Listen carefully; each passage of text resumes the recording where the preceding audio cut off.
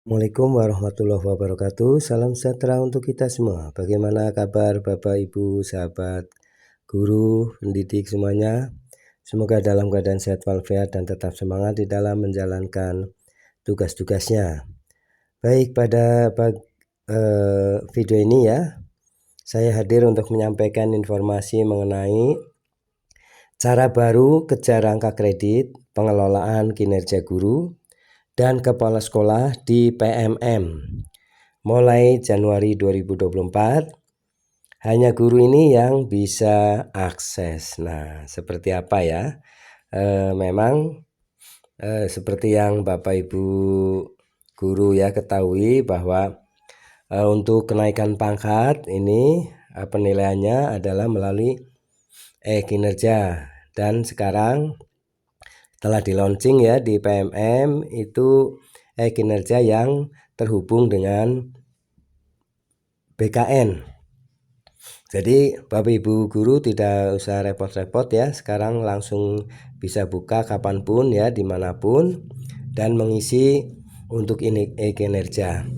Baik, mari kita simak bersama ya, seperti apa ini informasinya yang terbaru ya. Baik, mari Bapak Ibu guru kita ikuti bersama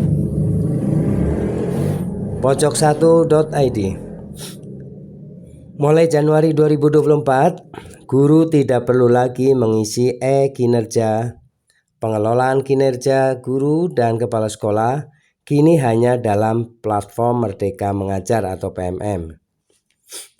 Jadi, pengelolaan kinerja guru dan kepala sekolah hanya dilakukan melalui PMM, platform Merdeka Mengajar, yang sudah terintegrasi dengan kinerja BKN.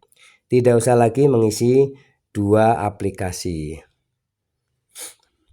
Agar memahami lebih jauh, digelar webinar sosialisasi pengelolaan kinerja guru dan kepala sekolah di platform Merdeka Mengajar PMM oleh BPGP Provinsi Jawa Barat pada Jumat. Pengelolaan kinerja guru dan kepala sekolah melalui PMM dinilai lebih praktis dan relevan. Selain praktis, melalui pengelolaan kinerja guru dan kepala sekolah, Bapak Ibu guru akan mendapatkan apresiasi yang sesuai dengan kinerjanya. Jadi bisa memilih ya, mana poin-poin mana yang akan dicapai melalui pilihan ya. Mulai Januari 2024, pengelolaan kinerja guru dan kepala sekolah lebih praktis dan relevan. Dilakukan melalui platform Merdeka Mengajar yang terintegrasi dengan kinerja BKN. Ucap Direktur Jenderal Guru dan Tenaga Kependidikan Ditjen GTK Kemendikbudristek Nunuk Suryani saat launching mengintegrasi dengan BKN. Dirjen GTK menjelaskan, melalui kebijakan ini pengelolaan kinerja guru dan kepala sekolah menjadi lebih baik. Pertama, praktis karena dokumen yang diisi dan disiapkan menjadi lebih sedikit sehingga beban administrasi berkurang. Kedua, relevan karena praktik kinerja mengacu pada 8 indikator rapor pendidikan yang direkomendasikan. Dengan begitu, pengelolaan kinerja guru dan kepala sekolah sesuai dengan kebutuhan peningkatan pembelajaran di satuan pendidikan.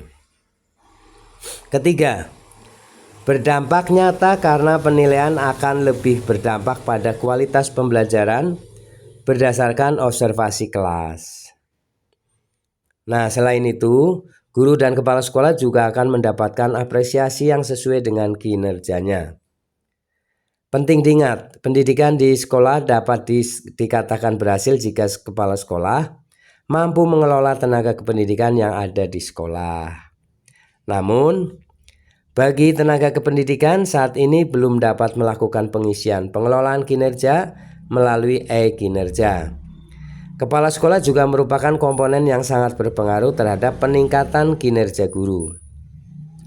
Kepala sekolah dapat melakukan beberapa upaya untuk meningkatkan kinerja guru antara lain. Nah ini ya, kepala sekolah bisa melakukan upaya untuk meningkatkan kinerja guru antara lain dengan pertama ya, kepala sekolah itu harus menganggap guru sebagai mitra kerja. Jadi teman-teman guru itu sebagai mitra kerja ya, bukan sebagai bawahan ya. Di dalam arti ini memberikan suatu suasana ya, bahwa mereka adalah sebagai mitra ya, bukan sebagai bawahan dengan atasan itu ya. Yang kedua, menerapkan kedisiplinan waktu. Nah, ini yang kedua adalah kedisiplinan waktu. Yang ketiga, menempatkan dan memberikan tugas kepada guru sesuai dengan kemampuan dan kualifikasinya. Nah, ini dengan kinerja PMM ya, maka Bapak Ibu Kepala Sekolah akan menempatkan guru-gurunya ya, rekan-rekan kerjanya itu sesuai dengan kemampuan dan kualifikasinya. Yang keempat adalah menyediakan fasilitas yang diperlukan dalam proses pembelajaran. Yang kelima, menghimbau, mengingatkan guru untuk memanfaatkan fasilitas yang sudah tersedia di sekolah ya. Mungkin ada alat-alat ya, bantuan untuk praktek IPA ya, untuk praktek bahasa dan sebagainya ya, alat peraga, media-media pembelajaran itu perlu dimanfaatkan oleh para guru ya, tidak tersimpan hanya sebagai arsip ataupun benda-benda yang disimpan, tidak. Yang berikutnya adalah melakukan pembinaan disiplin kerja. Nah, ini sebagai kepala sekolah akan memberikan pembinaan disiplin kerja. Berikutnya adalah kepala sekolah memberikan motivasi dan semangat kepada guru. Yang berikutnya, memberikan penghargaan kepada guru yang berprestasi, melaksanakan supervisi akademik secara demokratis, dan melaksanakan supervisi akademik dengan profesional. Karena itu juga pengelolaan kinerja dan guru dan kepala sekolah di PMM bisa menjadi alat bantu untuk guru dan kepala sekolah dalam menentukan sasaran kinerja. Sasaran kinerja ini harus sesuai dengan kebutuhan satuan pendidikan dan pengembangan karir. Pengelolaan kinerja dan guru dan kepala sekolah juga memberikan pengakuan dan penghargaan atas kontribusi guru dan kepala sekolah dalam meningkatkan kualitas pembelajaran. Berikut ya, rangkuman manfaat pengelolaan kinerja dan kepala sekolah. Memfasilitasi guru dan kepala sekolah untuk mengembangkan kompetensi dan meningkatkan kinerja secara berkelanjutan. 2. Memberikan pengakuan dan penghargaan atas kontribusi guru dan kepala sekolah dalam meningkatkan kualitas pembelajaran. Berikutnya adalah sesuai petunjuk per Dirjen GTK nomor 7607 garing B titik B1 garing HK titik 03 garing 2023 tentang pengelolaan kinerja untuk guru memiliki 3 tahapan penting ya yang dilakukan oleh guru selama 6 bulan dan terjadi 2 kali dalam setahun.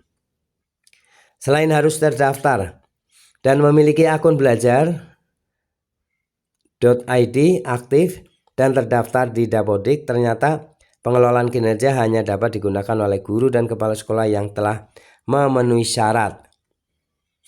1.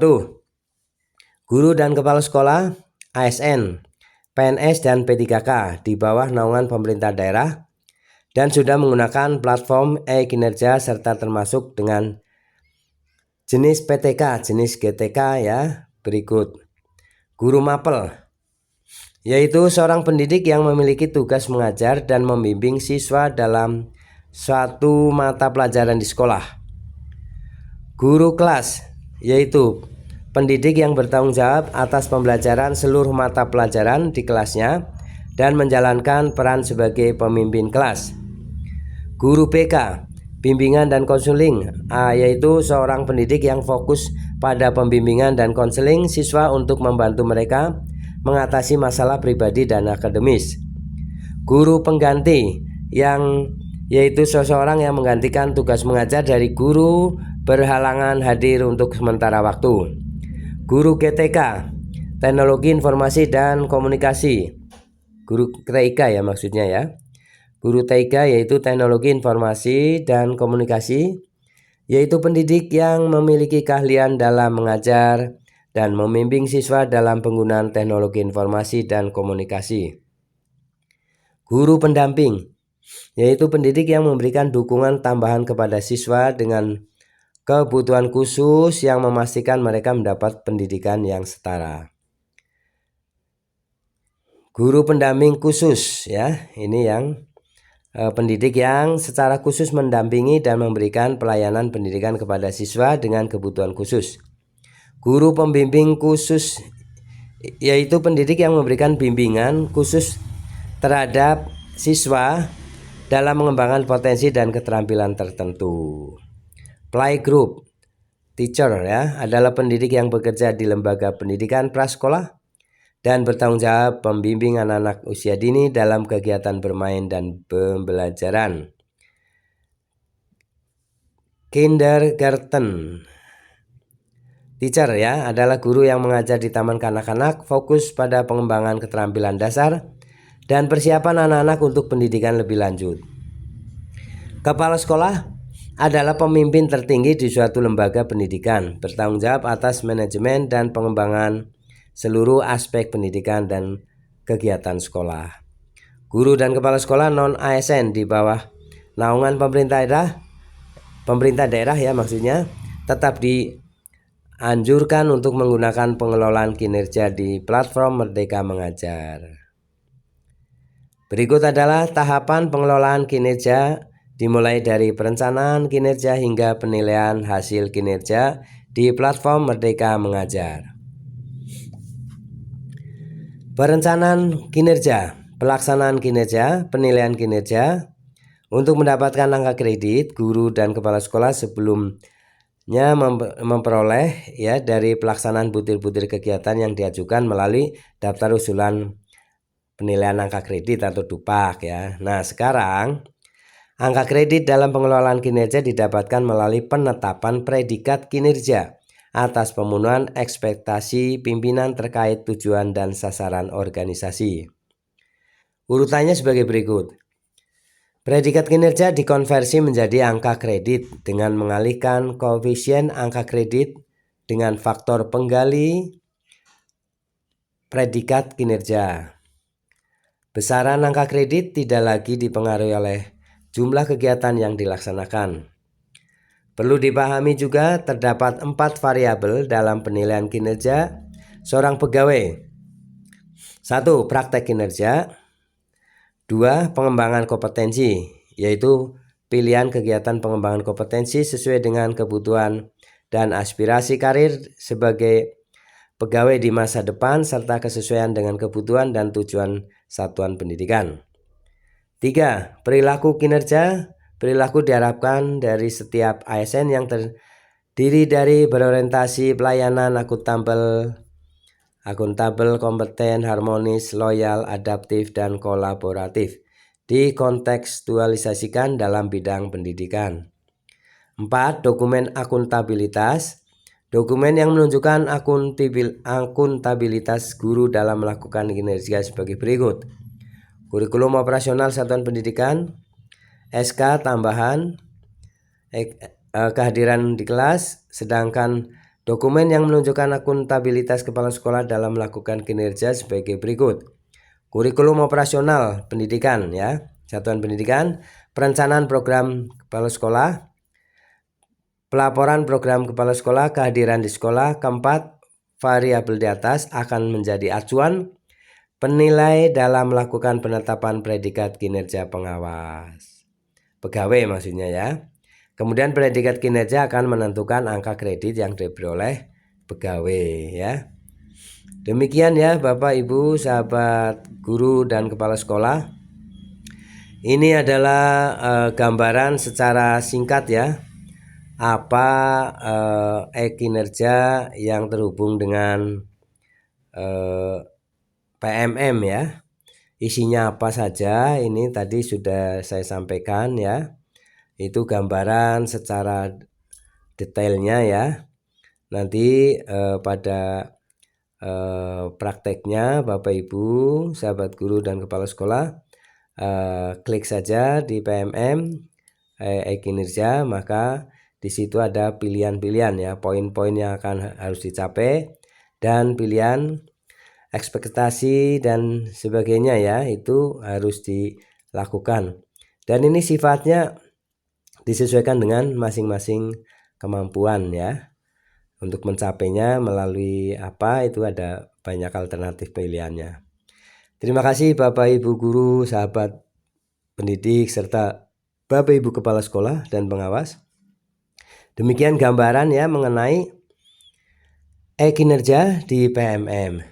Semoga bermanfaat dan semoga ini bisa membantu Bapak Ibu memberikan sedikit wawasan ya tentang e-kinerja yang terintegrasi dengan PMM ya dan PKN ya maksudnya.